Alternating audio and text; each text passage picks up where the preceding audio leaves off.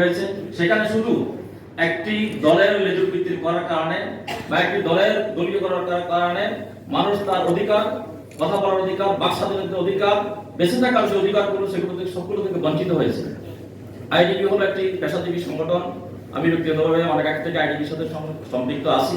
সেখানে দেখা যাচ্ছে যে শুধু কেন্দ্রের অনুগত থাকার জন্য যে কমিটি গঠন করা হয়, সেই কমিটিগুলোতে ফুটপিল যারা পেশাদারিত্বের ভূমিকা রাখে, যারা সৎ, যোগ্য, দক্ষ, তাদেরকে জায়গা দেওয়া হয় না। এটা মানে ধারাবাহিকতা দীর্ঘ 10 বছর পর্যন্ত চলে আসছে। তার ধারাবাহিকতা কেন্দ্রীয় আইডিপি যে অবস্থা, প্রত্যেক জেলায় একই অবস্থা।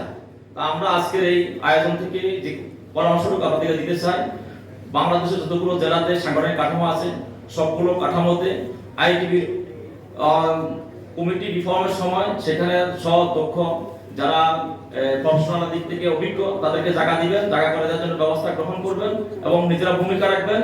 আর আমরা যে নতুন বিপ্লবের স্বপ্ন দেখে এখানে একত্রিত হয়েছি বা বিপ্লবের স্বাদ পেয়েছি, এই বিপ্লব যেন আমরা ধরে রাখতে পারি, অতন্ত্র প্রহরীর ভূমিকা আমাদের থাকতে হবে এবং আমরা চেষ্টা করবো একজন বিপ্লবের কর্মী হিসেবে এই সুফল মানুষের দ্বারা পৌঁছে দেওয়ার জন্য।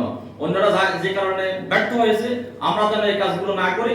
আমরা যদি আবার ব্যর্থ হয়ে যাই তাহলে আমাদের বিপ্লব ব্যর্থতা পর্যবেসিত হবে। আগামী দিনের বিপ্লবের সকল সুফল মানুষের দ্বারা পৌঁছে দেওয়ার জন্য আমরা কাজ করবো, এই প্রত্যয় এবং আশা রেখে আমি আমার বক্তব্য শেষ করছি। আসসালামু আলাইকুম ওয়া রাহমাতুল্লাহ। মোবারকবাদ জানাচ্ছি সম্মানিত নেতৃবৃন্দকে। এই পর্যায়ে আপনাদের সামনে বক্তব্য